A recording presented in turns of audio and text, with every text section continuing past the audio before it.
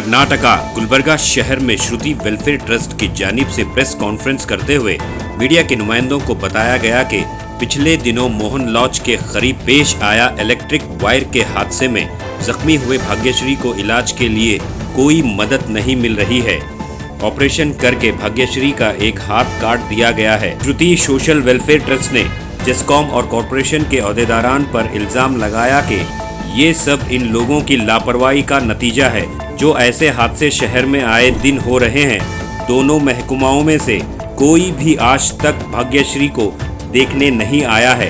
भाग्यश्री को इलाज के लिए 1 करोड़ देने का मुतालबा किया और भाग्यश्री के खानदान में किसी एक को सरकारी नौकरी देने की मांग की।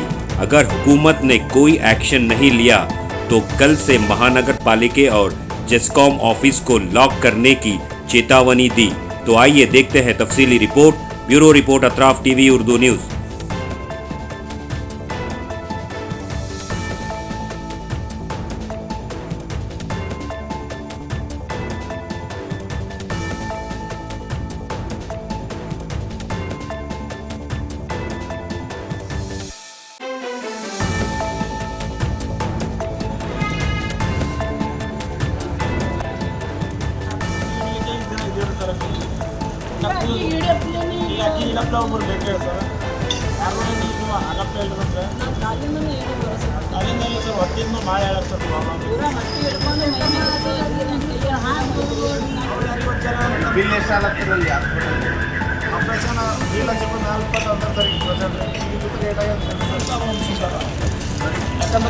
ಆಗಿದ್ದ ಘಟನೆ ನಮ್ಮ ಸೊಸಿಗೆ ಆಗ್ಯದ ರೀ.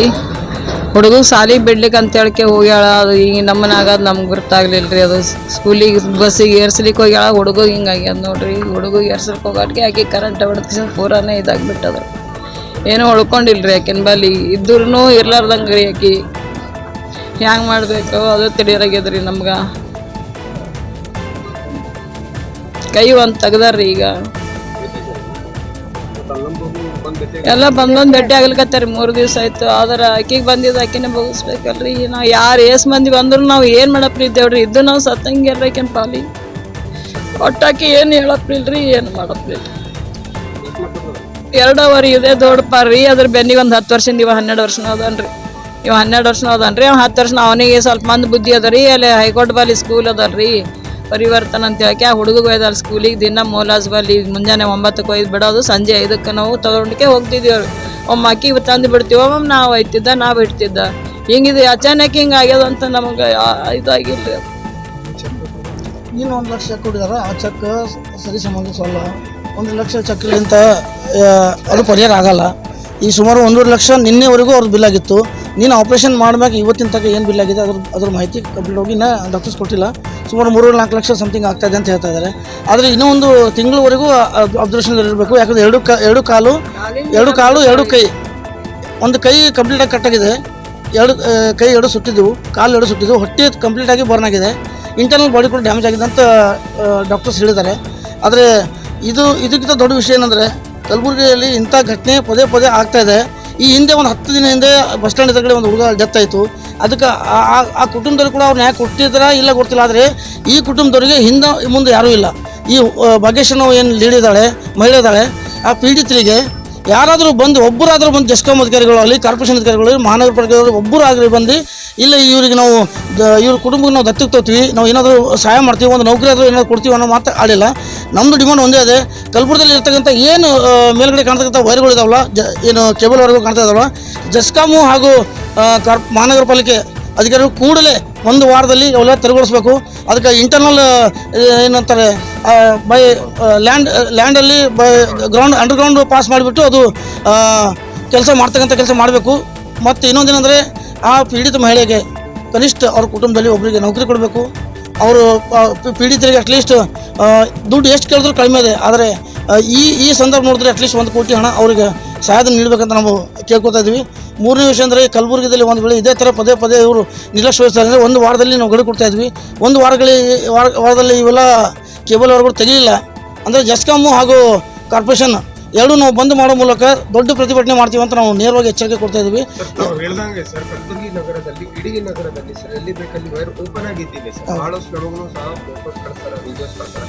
ಆದ್ರೆ ಅಧಿಕಾರಿಗಳು ಯಾಕೆ ಆಕ್ಷನ್ ತಗೋತಾ ಇದೆ ಅಂತ ನನಗೆ ಅನಿಸ್ತಾ ಇದೆ. ಅಧಿಕಾರಿಗಳಿಗೆ ತಮ್ಮದು ಮಾಮೂಲಿ ಮುಟ್ತಾ ಇದೆ ಅನಿಸ್ತಾ ಇದೆ. ಯಾಕಂದ್ರೆ ನೇರವಾಗಿ ಇದು ಆರೋಪ ಮಾಡ್ತಾ ಇದ್ದೀನಿ, ನೇರವಾಗಿ ನಾನು ಹೇಳ್ತಾ ಇದ್ದೀನಿ.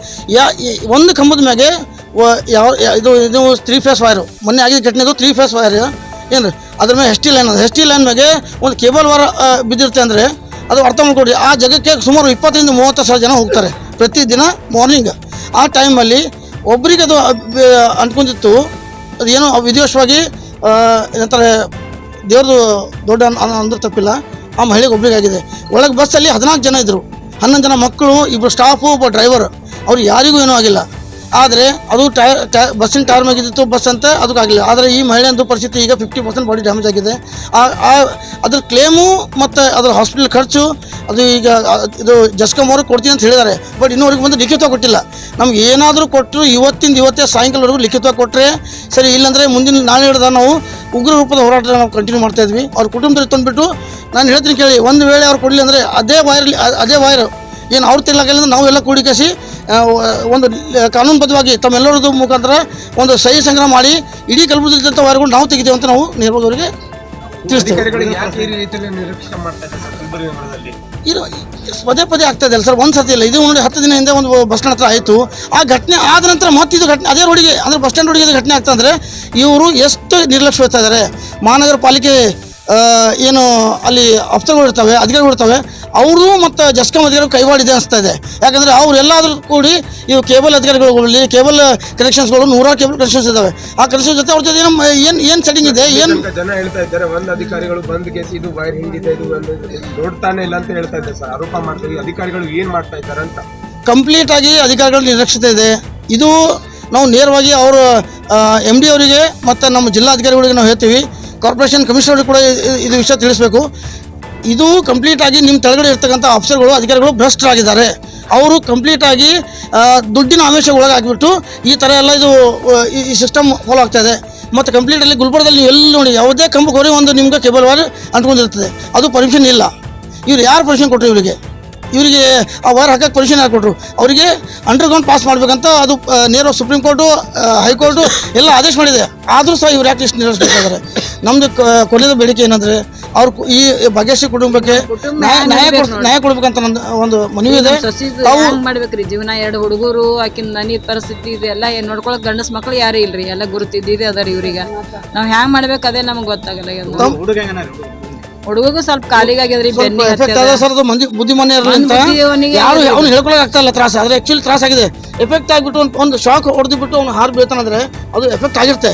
10% 15% ಆದರೂ ಒಂದು ಬುದ್ಧಿಮಾನ್ಯ ಮಗಳಿಗೆ 10% ಅಂದರೆ ಅವನು 40% ಬಾಡಿ ಡ್ಯಾಮೇಜ್ ಆದಂಗೆ. ಸೊ ಅದ್ರ ದಯವಿಟ್ಟು ತಮ್ಮ ಮೂಲಕ ನಾವು ಏನು ಕೇಳ್ಕೊತೀವಿ ಅಂದರೆ ಆದಷ್ಟು ಬೇಗ ಈ ವೈರ್ಗಳು ತೆಗಿಬೇಕು.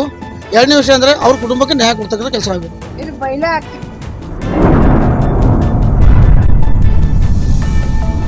अतराफ टीवी, हर बात सच के साथ।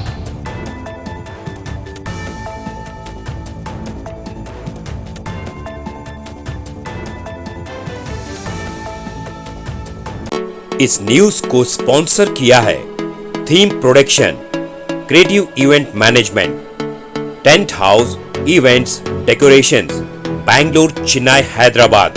Contact details 9986544971।